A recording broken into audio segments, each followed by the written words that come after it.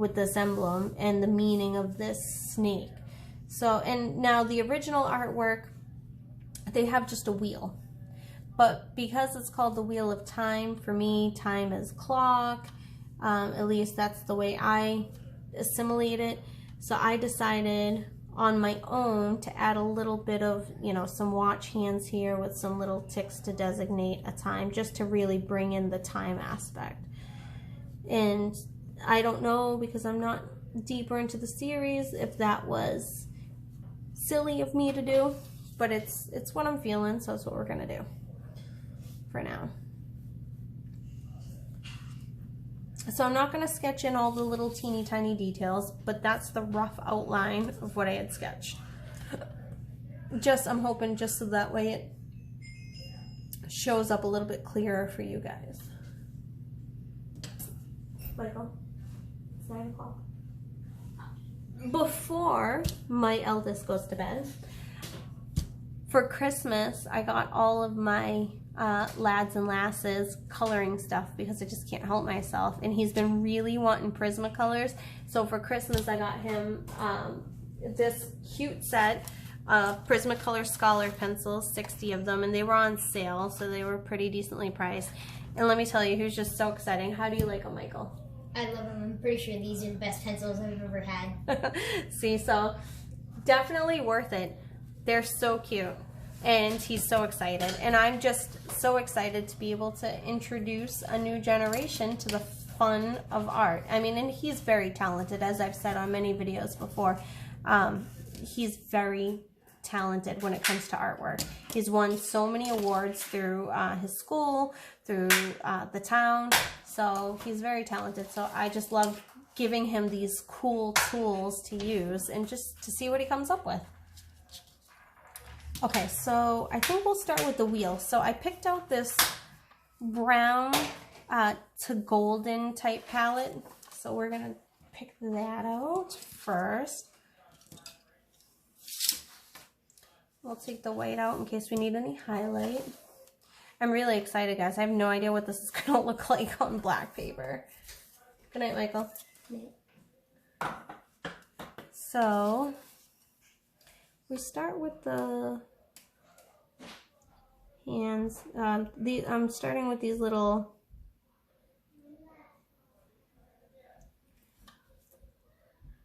kind of spokes that are telling the time. No, I finished my video. Yep.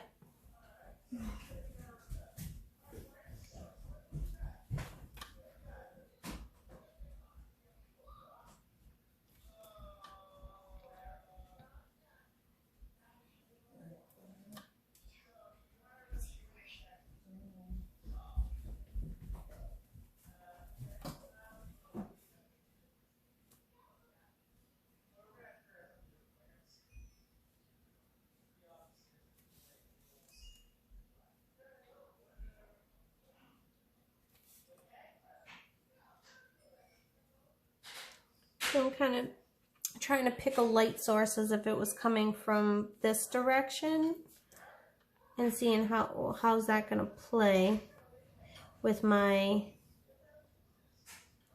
lights. And right now I'm working from light to dark. To be honest with you, working light to dark or dark to light, for me, all depends on what I'm using. And when I was using my Prismacolors on other things, I was actually going from dark to light, but I'm not sure what to do for this paper, and going from light to dark feels right to me, so that's what I'm doing, but ultimately I don't know if that's appropriate. So we might find, hey, I wanted to go dark first. So it's a learning curve. This isn't quite a tutorial. Like I was saying, it's not a tutorial. We're exploring together. And if I make mistakes, you guys can learn from them and do better your first time around. That's the fun of it, right? So now, oh, I apologize. I just used the metallic gold Prismacolor PC 950, and now I'm going to use This is an original Prismacolor set that a friend of mine gave me years and years ago, so that's why it looks different. But this is, the colors are still the same. This is Sienna Brown PC945, and that might be hard to see on this pencil, but it's Sienna Brown. And that's my medium shade. And I'm blending a little bit into the gold.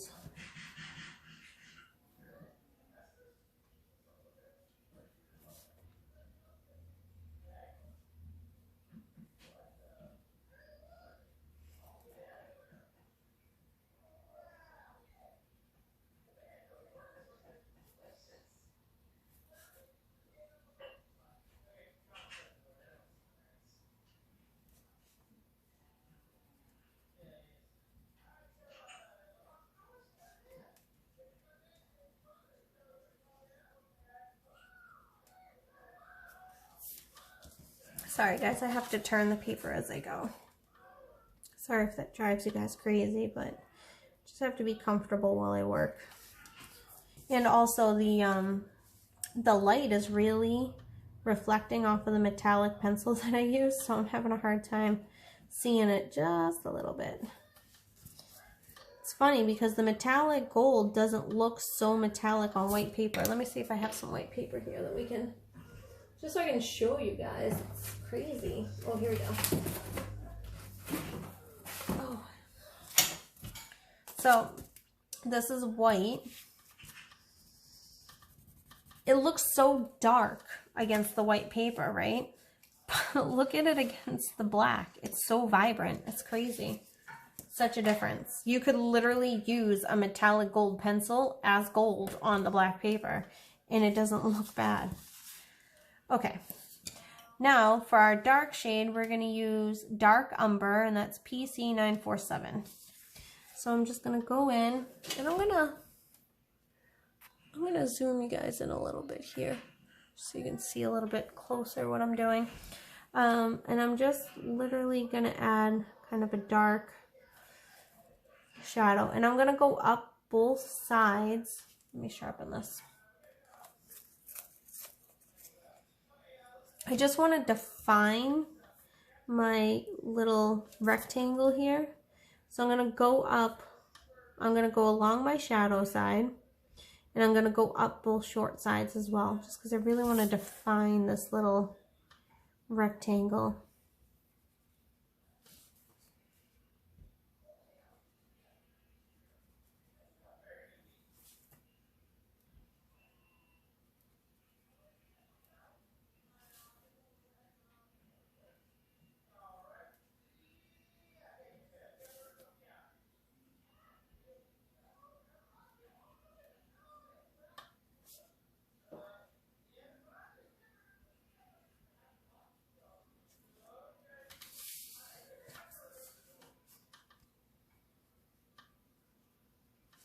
I feel like this is like super glaring.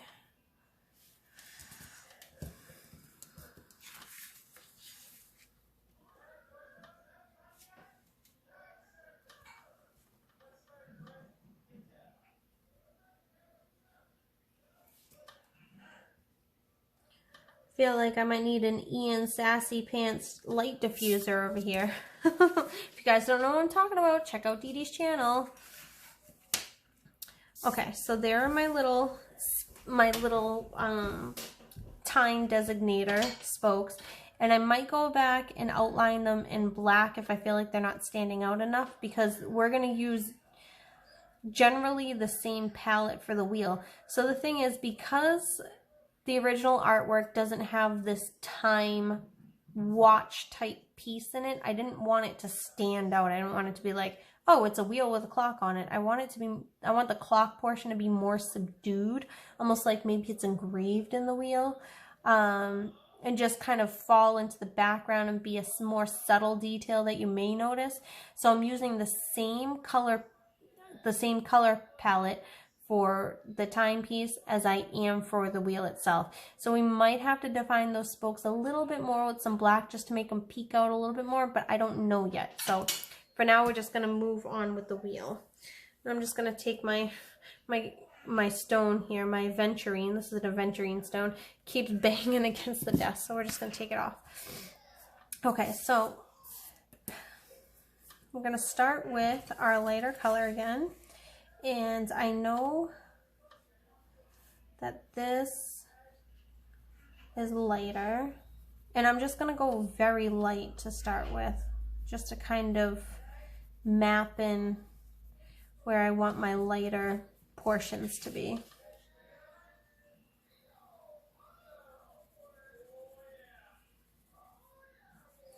All I'm doing is imagining if my light was coming down from here, where's the bright spots going to be, where are the dark spots going to be? And so I'm literally just lightly penciling in, kind of mapping in, okay, where do I think the bright spots are going to be?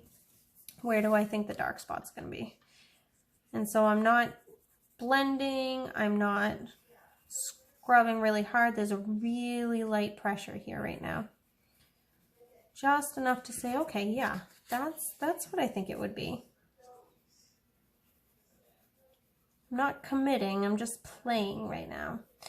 Just playing. And so I would think that there'd be some shadow here, so I'm not going to go too close. There'd probably be some shadow there as well. Okay, and then, you know what, we'll go ahead and go straight to the shadow.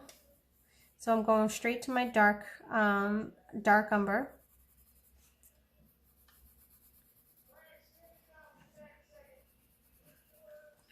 And then obviously there'd be shadow under there. Be shadow under these spokes, right?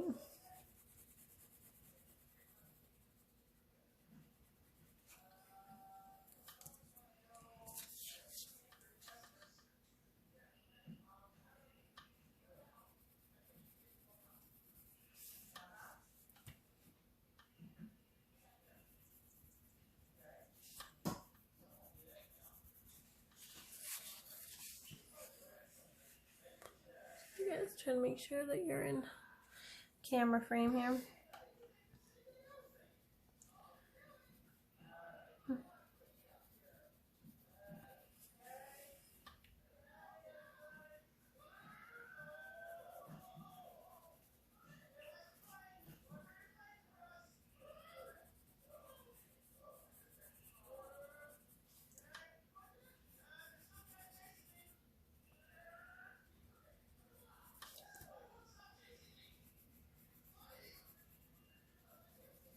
Okay, and then we can go ahead and we're just going to fill in with our, in the gaps that I kind of left here, we're just going to fill them in with the middle color, the sienna brown, which is kind of the middle shade we picked.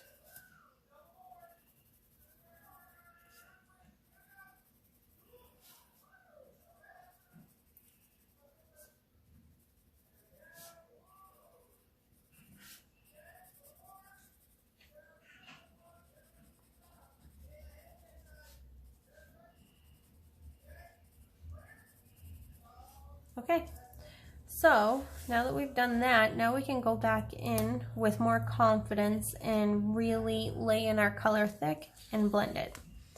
Let me just make sure I'm gonna zoom in just a little more so you can see what I'm doing.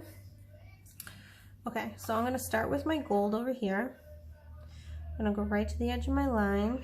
Now I'm not gonna go all the way to this guy, to the edge of that guy, because there's going to be a little bit of shadow there. Not much, but a little bit. There's going to be even more shadow over on this side. Okay, we're going to just go in with the gold, and I'm pushing down pretty hard. I'm using medium to hard pressure here.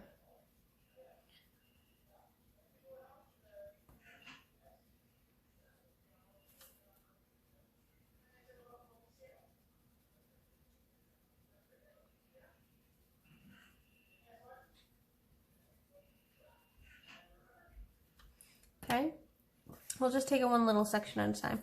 Then I'm going to go to my sienna brown, is my medium color. I'm going to blend this in, a little bit into the gold, a little bit into the shadow. Good night, Tucker. Okay, and then we will go to our dark umber for the shadow. And we're going to blend that right into the sienna brown, right up against our... And I'm going over the white lines I drew. Don't want any lines here. And I'm going underneath the spoke. So on our little tick here for time, you're going to have the shadow underneath, and you're going to have the gold over the top. So right now, what I'm worried about, and I don't know if it's going to happen, is I'm worried that that little tick is going to fade so far into the background that you're not going to see it at all. But we'll finish a couple of sections and take a look back and see what it looks like. So continuing on with the next section, we already put our gold in, so we're going to go ahead and go in with our medium color. And we're going to blend it in, a little bit into the gold, a little bit into the dark umber. Just put in that medium color, lay it in there. Again, this is a medium hard pressure. I'm blending my colors together. Now coming up against my little tick marks, I'm using the sienna brown against this side, against the top side where the shine would be. But on the underside of this one, this is where the most shadow would be. So we're gonna, when we go to our dark umber, which we are now, we're gonna go under there, because that would be in shadow. If the light was pointing down this way, that would be in shadow.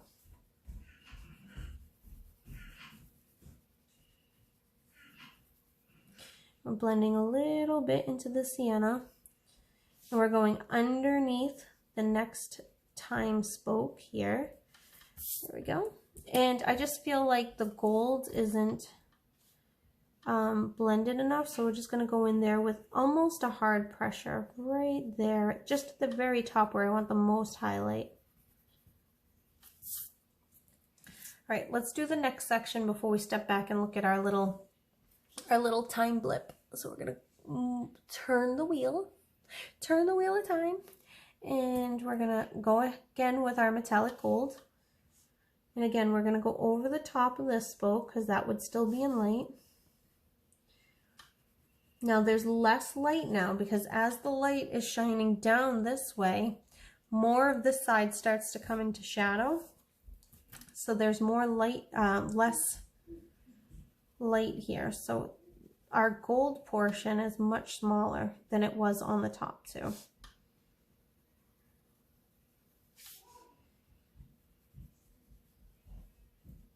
And I'm just using what I mapped out as an original guideline.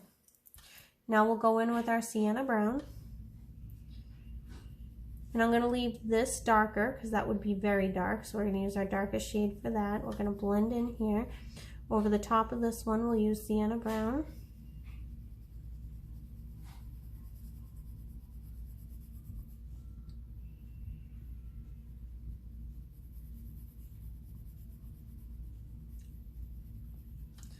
Okay, now we're going to go to our dark umber. Now this is starting to get into shade here. So we're going to make this dark because it would be in shadow under there.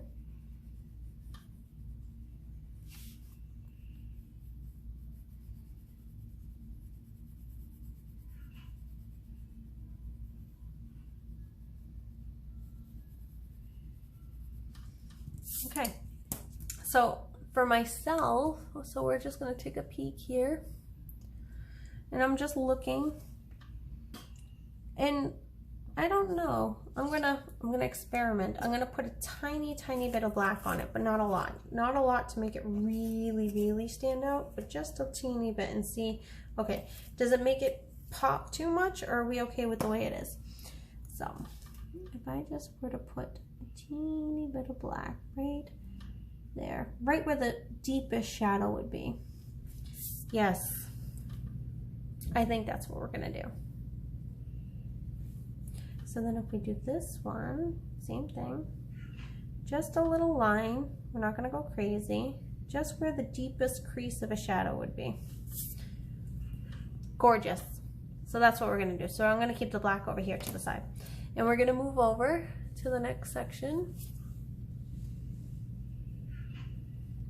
And at this point, guys, it's very simple. I'm literally following the map that I already laid down lightly with pencil.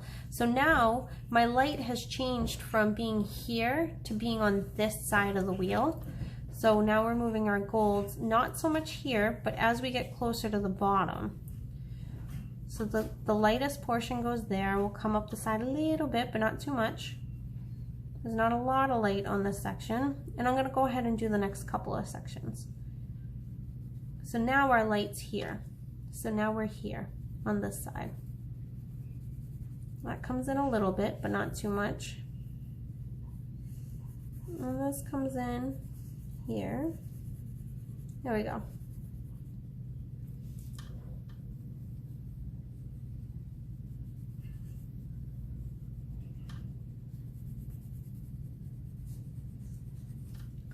Then we're gonna go to our sienna brown.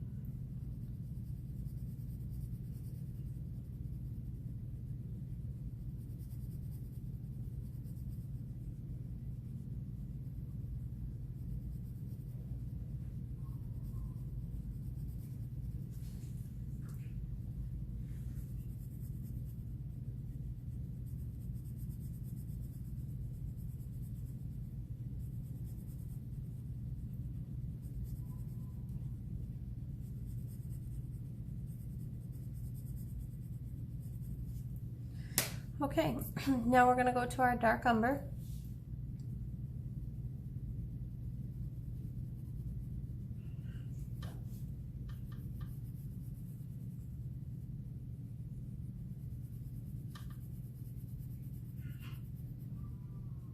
Now we're coming along the back side here, going underneath this guy here, because that's where our darkest shadow is.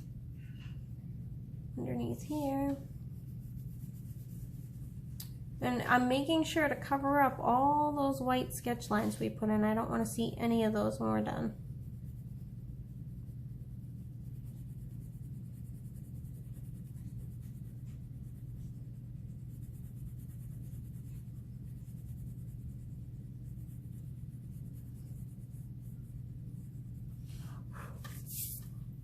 Okay, now we'll go in with our black, and we're just a little bit, we're not going crazy, just a little bit to add a little bit of definition there.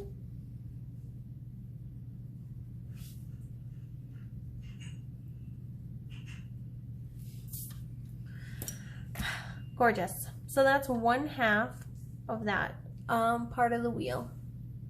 So if we just zoom out, that's what we've got so far.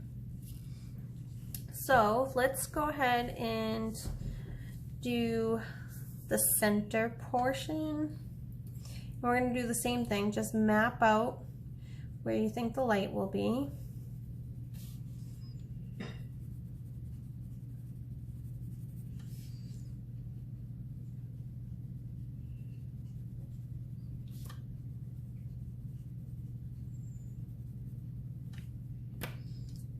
And then you map out where you think the shadow will be.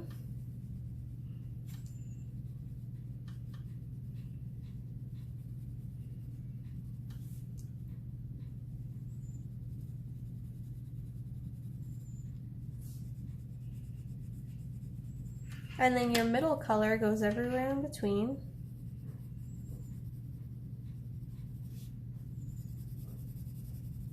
So see, I've kind of mapped out where I think the colors will go, and now I'll go back and I'll blend it all in.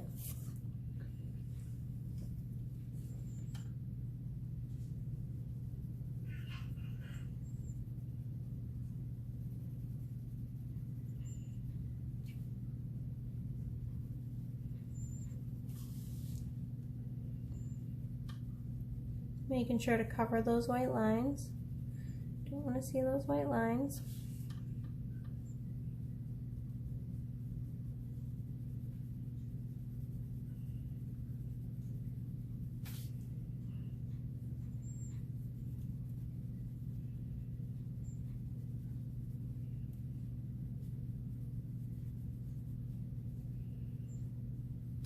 Okay.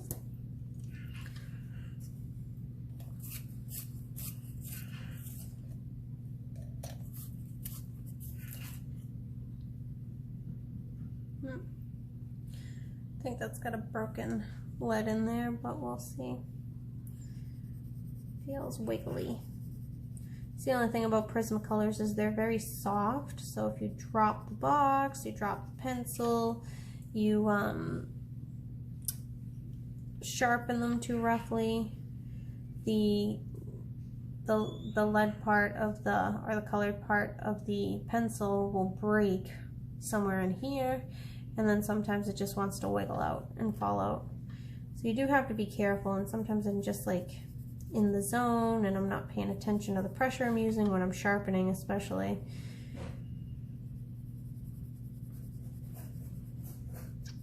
Now my polychromos, I don't have to worry about that. There's never an issue with that, but they don't blend as smooth either.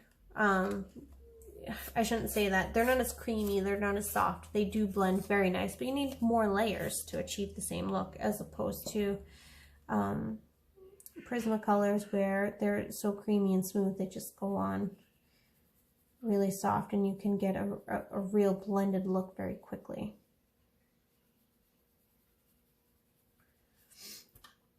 And quite honestly, I like them both for their own unique aspects.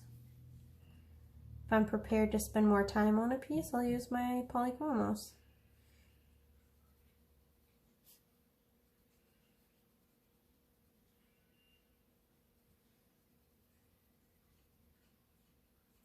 Okay, so something else that you can do, I feel like this needs a little more shadow here, coming down this way.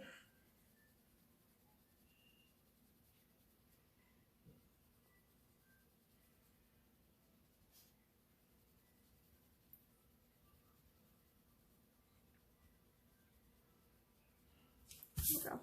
So something else you can do is if you want to add some details to make it look kind of more like wood, you can just lightly add some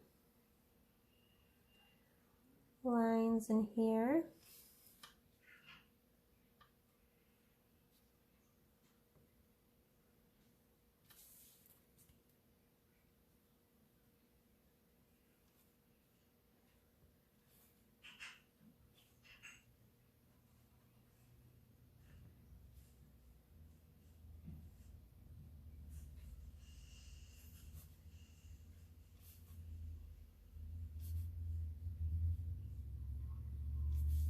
Just to make it more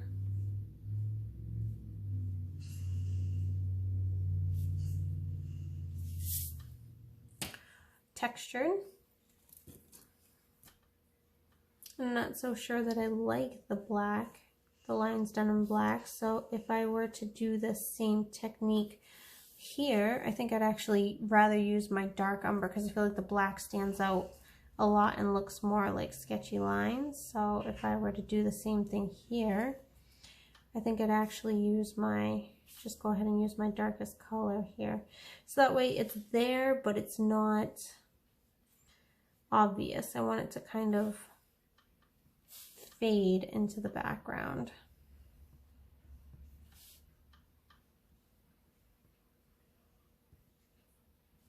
See, that looks much better.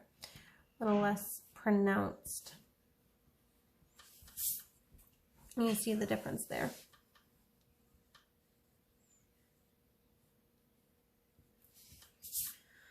Okay, so I'll go ahead. Well, we'll do a couple spokes of the wheel here, and then we'll go ahead and move on to the snake. So again, if I were to just pick a couple of these spokes, I would just pick where I think the light would fall. to start with.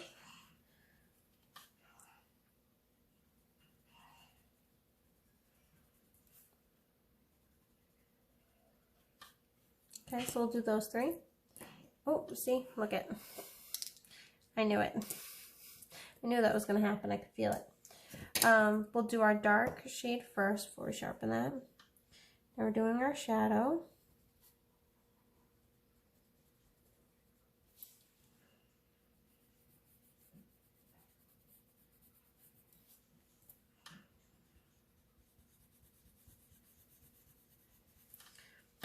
And then everything else in between, we'll get the sienna.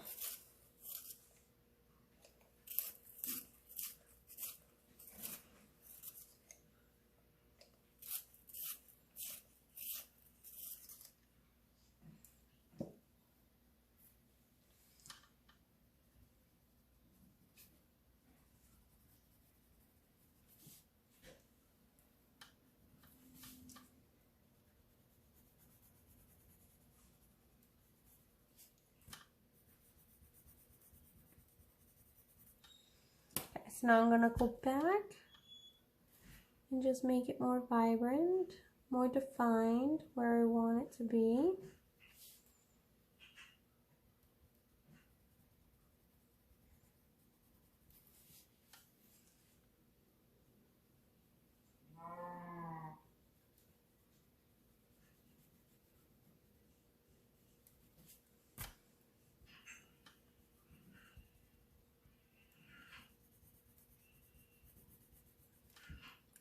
Okay, go into our sienna, blend it in.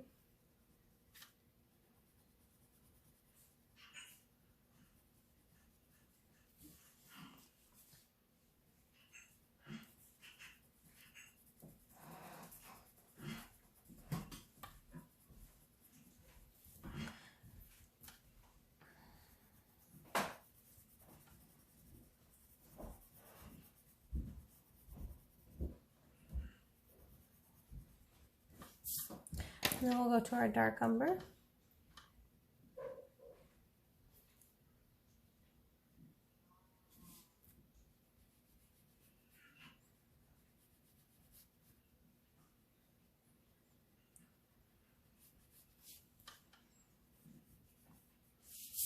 Excellent.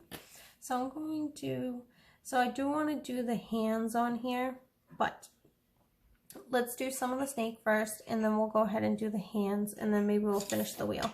Just depends on how long we're here. So the colors I picked for the snake were green, and they're more like blue-green colors. So we'll do the same thing here. So we're going to do a colored eye, and the collar will be jeweled as well. And I was thinking about using my Caleros, but honestly, my metallic gold is showing up so vibrant on here. I think we'll just stick with the pencil. I think we're just going to stick with the pencil. So I'm just sharpening some of my pencils here.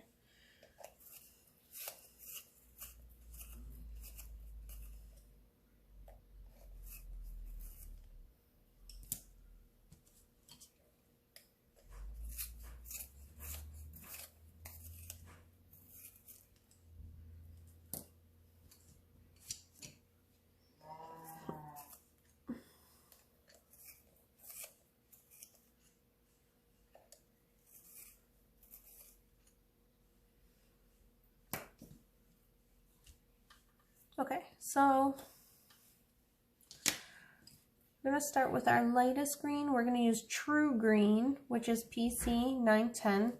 And I'm just going to go ahead and pick out my light sources again, and I'm just mapping it out, coloring it in kind of lightly, just where I think, okay, where are my highlights?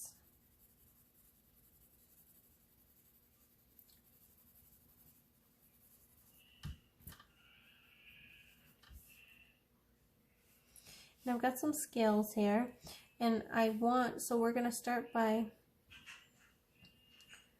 highlighting my scales, because I want those to kind of stand out. I don't want them to just fade into the background. So we're going to do those first. Let me see if you guys can even see what I'm talking about. Sorry about that. So, again, just starting with the scales here. Just putting some highlights on them.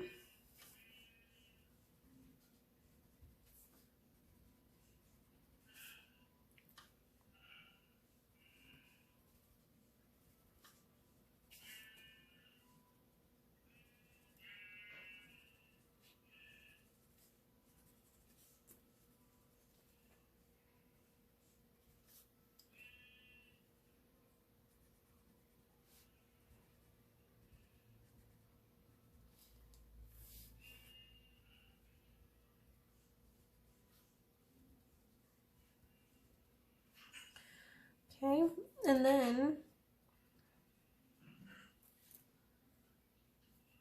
overall,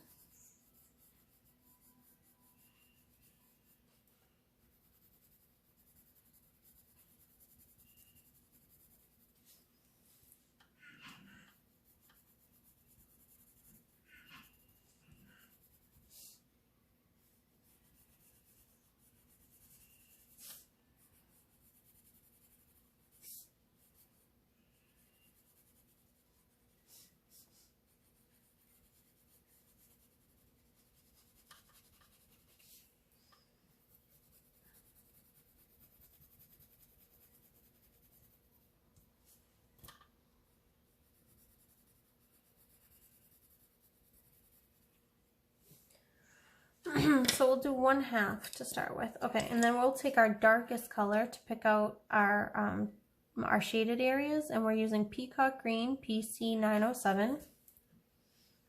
And I'm going to skip that on the scales for now, and I'm just going to map it out on the serpent itself.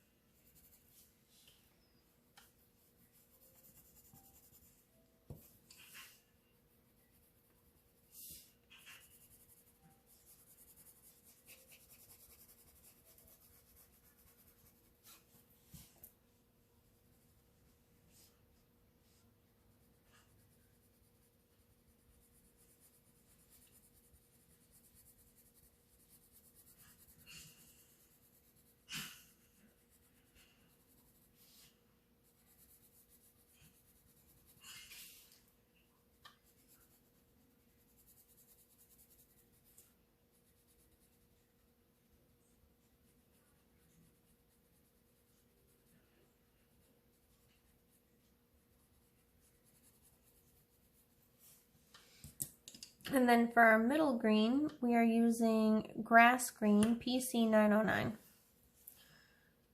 And we're just going to go in and put that in between. And I'm just kind of picking where my colors are going to go. Not going crazy at this point.